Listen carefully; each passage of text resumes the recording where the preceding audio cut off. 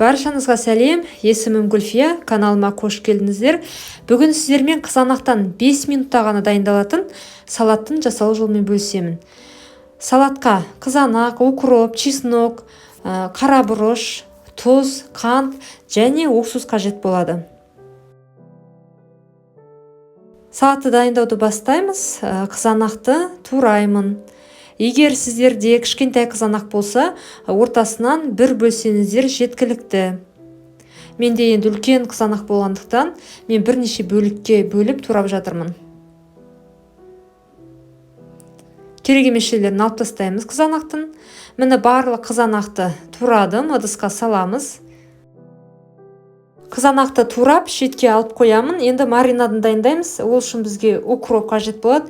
Негізі укроптың орнына петрушка, кинза, көк жуа қоссаңыздар болады. Бірақ бұл салат укроппен өте дәмді болып шығады. Ұсақтап тураймын.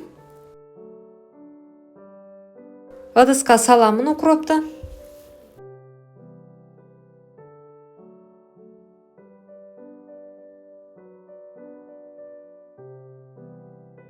Осы укропқа чеснок қосамыз.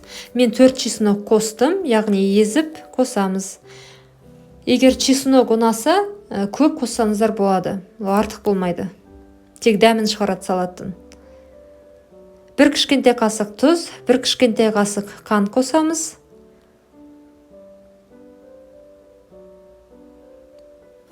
Қара бұрыш қосамын, бірақ қызыл бұрыш қосуға да болады. Және 1 кішкентай қасық 6% уксус қостым. Негізі 9% уксус қосқан дұрыс, менде болмай қалды.